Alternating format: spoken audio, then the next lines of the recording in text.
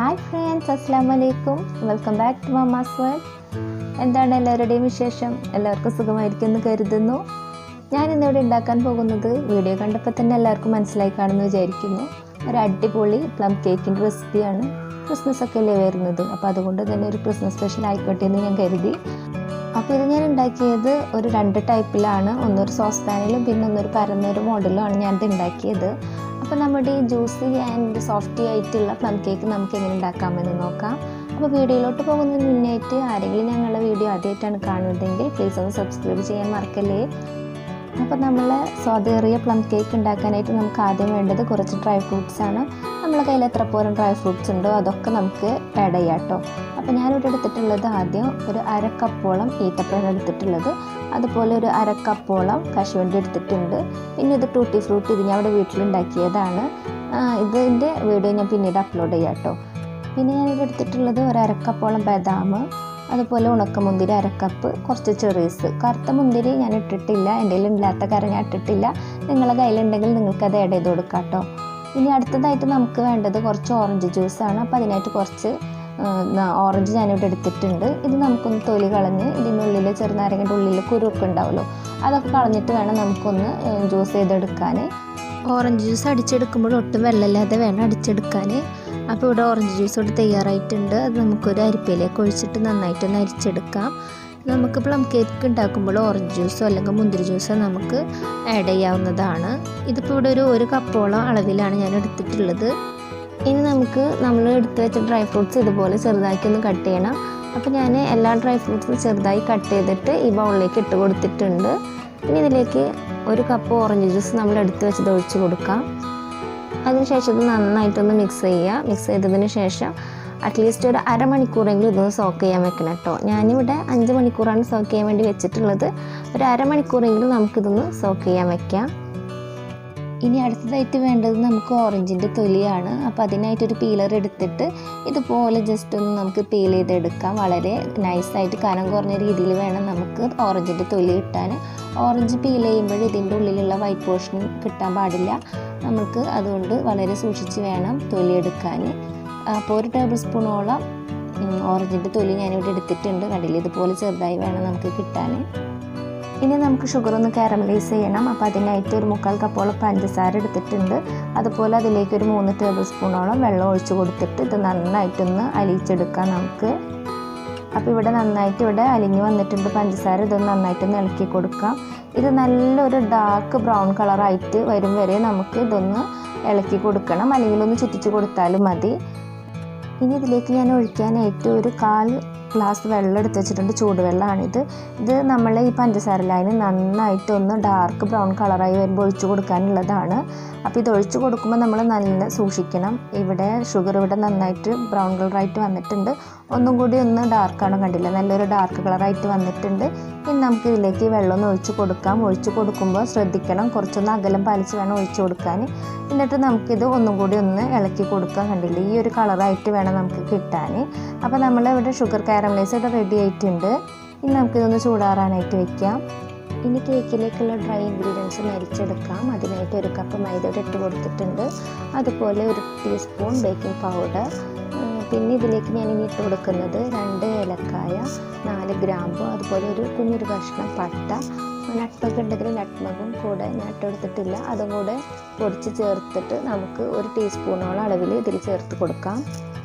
അതുപോലെ ഒരു 1/4 ടീസ്പൂണോളം ഉപ്പും കൂടി ഇട്ട് കൊടുത്ത് നമുക്കിത് നന്നായിട്ടൊരു 3 പ്രാവശ്യം അരിച്ചെടുക്കണം. ഞാനിതിവിടെ നന്നായിട്ട് അരിച്ചെടുത്തിട്ടുണ്ട്. ഇനി നമുക്ക് കേക്കിൻ്റെ ബാറ്റർ തയ്യാറാക്കാനായിട്ട് 3 കോഴിമുട്ട പൊട്ടിച്ചൊഴിച്ച് കൊടുക്കാം. അതിനുശേഷം ഇതുപോലെ ഒരു ഫോർക്ക് കൊണ്ട് മിക്സ് ചെയ്യാം, അല്ലെങ്കിൽ ബീറ്റർ ഉപയോഗിച്ചിട്ടും ചെയ്യാം. അതിലേക്ക് 1 ടീസ്പൂൺ വാനില എസൻസ് ഞാൻ ഒഴിച്ച് കൊടുക്കുന്നുണ്ട്. എൻ്റെ കയ്യിൽ ബീറ്റർ ഉള്ളത് കൊണ്ടാണ് ഉപയോഗിക്കുന്നത്. നിങ്ങളുടെ കയ്യിൽ ഫോർക്കാണുള്ളതെങ്കിൽ അത് വെച്ചിട്ടായാലും നമുക്ക് കേക്ക് ഉണ്ടാക്കാവുന്നതേ ഉള്ളൂ.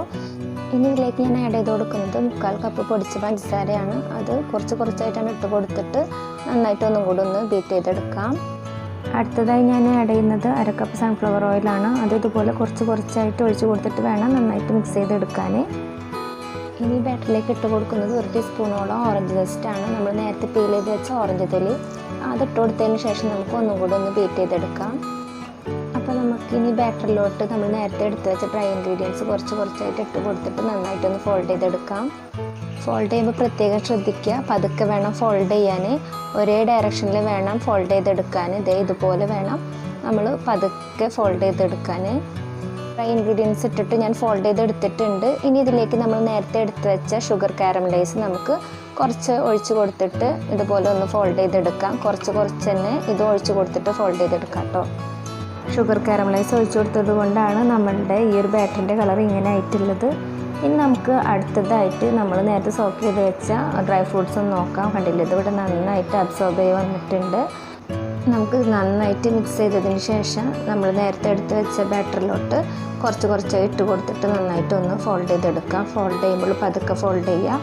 അപ്പോൾ എല്ലാ ഡ്രൈ ഫ്രൂട്ട്സും ഞാനിവിടെ ഇട്ട് കൊടുത്തിട്ട് നന്നായിട്ടൊന്ന് ഫോൾഡ് ചെയ്തെടുത്തിട്ടുണ്ട്. ഇനി നമുക്കിത് ഓയിലോട്ട് ഗ്രീസ് ചെയ്ത് വെച്ച് ബട്ടറൊക്കെ വെച്ച ഈ ഒരു മോൾഡിലേക്ക് നമുക്ക് ഒഴിച്ച് കൊടുക്കാം. ഞാനിതിൻ്റെ പകുതി ഭാഗമാണ് ഈ ഒരു മോൾഡിലേക്ക് ഒഴിച്ച് കൊടുത്തിട്ടുള്ളത്. അതിനുശേഷം നന്നായിട്ടൊന്ന് ടാപ്പ് ചെയ്ത് കൊടുക്കുക. ടാപ്പ് ചെയ്തതിന് ശേഷം ഒരു 10 മിനിറ്റ് പ്രീ ഹീറ്റ് ചെയ്ത പാത്രത്തിലേക്ക് നമുക്ക് ഇതൊന്ന് ഇറക്കി വെച്ചിട്ടൊന്ന് മൂടി വയ്ക്കാം. ഇനി ഞാൻ ബാക്കി പകുതി ഒഴിക്കാൻ പോകുന്നത് ഈ സോസ് പാനിലേക്കാണ്. ഇത് ഞാൻ ഓയിലൊക്കെ ബ്രഷ് ചെയ്ത് ഒരു ബട്ടർ പേപ്പർ വെച്ച് കൊടുത്തിട്ടുള്ളതാണ്. അപ്പോൾ ഇതിലേക്ക് ഒഴിച്ച് കൊടുത്തിട്ട് ഇത് നന്നായിട്ടൊന്ന് ടാപ്പ് ചെയ്യുക. ടാപ്പ് ചെയ്തതിന് ശേഷം ഞാൻ ഇതിൻ്റെ മേലെ ഒരു ഡെക്കറേഷന് വേണ്ടിയിട്ട് കുറച്ച് അണ്ടിപ്പരിപ്പും ചെറീസും വെച്ച് കൊടുക്കുന്നുണ്ട്. ഇവിടെ ഞാനൊരു പാനിന് മുകളിൽ ഒരു അടിപ്പാത്രം വെച്ച് കൊടുത്തിട്ട് 10 മിനിറ്റ് പ്രീ ഹീറ്റ് ചെയ്ത് വെച്ചിട്ടുണ്ട്. ഇതിന് മുകളിലായിട്ട് നമുക്ക് നമ്മുടെ സോസ് പാൻ ഇറക്കി വയ്ക്കാം. ഇനി ഇതിൻ്റെ ബേക്കിംഗ് ടൈം എന്ന് പറഞ്ഞാൽ 1 മണിക്കൂറാണ്. ഇതിൽ കുറേ അധികം ഡ്രൈ ഫ്രൂട്ട്സ് ഇട്ടുള്ളത് കൊണ്ട് ഇത് ബേക്ക് ആവാൻ കുറച്ച് ടൈം എടുക്കും. അപ്പോൾ ഈ 2 കേക്കിൻ്റെയും ബേക്കിംഗ് ടൈം 1 മണിക്കൂറാണ്. അപ്പോൾ നമുക്ക് ഇനി ഇതൊരു 1 മണിക്കൂർ കഴിഞ്ഞിട്ട് തുറന്ന് നോക്കാം. നമ്മൾ മോൾഡിൽ വെച്ച കേക്ക് ബേക്ക് ആയിട്ടുണ്ട്. ഇത് നമുക്ക് ടൂത്ത് പിക്ക് വെച്ചിട്ടൊന്ന് കുത്തി നോക്കാം. കണ്ടില്ലേ, ഒട്ടും പറ്റി പിടിച്ചിട്ടൊന്നുമില്ല, നന്നായിട്ട് ബേക്കായിട്ടുണ്ട്. ഇനി നമുക്ക് സോസ് പാനിൽ അതൊന്ന് തുറന്ന് നോക്കാം. ഇനി നമുക്കൊരു ടൂത്ത് പിക്ക് എടുത്തിട്ടൊന്ന് കുത്തി നോക്കാം. കണ്ടില്ലേ, ഒട്ടും പറ്റി പിടിച്ചിട്ടൊന്നുമില്ല. അപ്പോൾ ഇത് രണ്ടും എനിക്കിവിടെ ബേക്ക് ചെയ്യാൻ എടുത്ത ടൈം 1.25 മണിക്കൂറാണ്. ഇനി നമുക്കിതൊന്ന് തണുക്കാനായിട്ടൊന്ന് ഒരു 10-15 മിനിറ്റ് ഒന്ന് വയ്ക്കാം. അപ്പോൾ നമ്മുടെ കേക്ക് ഇവിടെ നന്നായി തണുത്തിട്ടൊക്കെ വന്നിട്ടുണ്ട്. ഞാനിത് പിറ്റേ ദിവസമാണ് കട്ട് ചെയ്തത്. കണ്ടില്ലേ, നല്ല സോഫ്റ്റായിട്ട് തന്നെ നമുക്ക് മുറിക്കാൻ പറ്റുന്നുണ്ട്. ഡ്രൈ ഫ്രൂട്ട്സ് ഒക്കെ ഉണ്ടെങ്കിലും കൂടെ ഉള്ളൊക്കെ നന്നായിട്ട് വെന്ത് വന്നിട്ടുണ്ട്. കണ്ടില്ലേ, നല്ല സോഫ്റ്റ് ആയിട്ടുള്ളൊരു കേക്കാണ്. അടിഭാഗമൊന്നും ഒട്ടും കരിയാതെ തന്നെ നല്ല സോഫ്റ്റ് ആയിട്ടുള്ള കേക്ക് നമുക്ക് കിട്ടിയിട്ടുണ്ട്. കണ്ടില്ലേ, നല്ല പഞ്ഞി പോലെ ആയിട്ടാണ് നമുക്ക് നമ്മളെ പ്ലം കേക്ക് കിട്ടിയിട്ടുള്ളത്. ടേസ്റ്റിൻ്റെ കാര്യം പിന്നെ പറയുകയും വേണ്ട. പിന്നെ നമ്മൾ ഈ ഒരു പ്ലം കേക്കിൻ്റെ കളർ കിട്ടാൻ നമ്മളെ ഏറ്റവും അധികം സഹായിച്ചത് നമ്മൾ ഷുഗർ കാരമലൈസ് ആണ്. അത് കറക്റ്റ് നമുക്ക് ആ ഒരു ടെക്സ്ചറിൽ കിട്ടിയെങ്കിൽ തന്നെ നമുക്ക് ഈ ഒരു കളർ കിട്ടുള്ളൂ കേട്ടോ.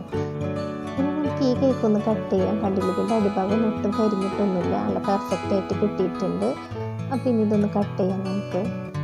കണ്ടില്ല, നല്ല സോഫ്റ്റ് ആയിട്ട് ഇതും നമുക്ക് കിട്ടിയിട്ടുണ്ട്. നല്ല സോഫ്റ്റാണ്. ഇതിൽ ടൂട്ടി ഫ്രൂട്ടിയും ഗ്രേപ്സും അല്ലാതെ നല്ല രസത്തിൽ നന്നായിട്ട് അടിയിലൊന്നും പോകാതെ തന്നെ കിട്ടിയിട്ടുണ്ട്. നല്ല കണ്ടില്ല, നല്ല ജ്യൂസി ആയിട്ടുള്ള പ്ലം കേക്കാണ്. അപ്പോൾ എല്ലാവരും ഇതൊന്ന് വീട്ടിലൊന്ന് ട്രൈ ചെയ്ത് നോക്കുക. എല്ലാവർക്കും ഇഷ്ടമാവും. ഓവനും വേണ്ട, ഒന്നും വേണ്ട, നമ്മുടെ വീട്ടിലുള്ള സാധനങ്ങൾ വെച്ചിട്ട് തന്നെ നമുക്കിത് സിമ്പിളായിട്ട് ഉണ്ടാക്കിയെടുക്കാൻ പറ്റും. അപ്പോൾ ഇന്നത്തെ എൻ്റെ ഈ സ്പെഷ്യൽ റെസിപ്പി നിങ്ങൾക്ക് എല്ലാവർക്കും ഇഷ്ടമായെന്ന് കരുതുന്നു. ഇഷ്ടമായാൽ പ്ലീസ് ഒന്ന് ലൈക്ക് ചെയ്യുക, ഷെയർ ചെയ്യുക. പിന്നെ ഒന്നും പറയുന്നത് പോലെ ഒന്ന് സബ്സ്ക്രൈബ് ബട്ടൺ ക്ലിക്ക് ചെയ്യാൻ മറക്കല്ലേ. ഇനി പുതിയൊരു വീഡിയോയുമായി നേരിൽ കാണും വരെ എല്ലാവർക്കും ബൈ.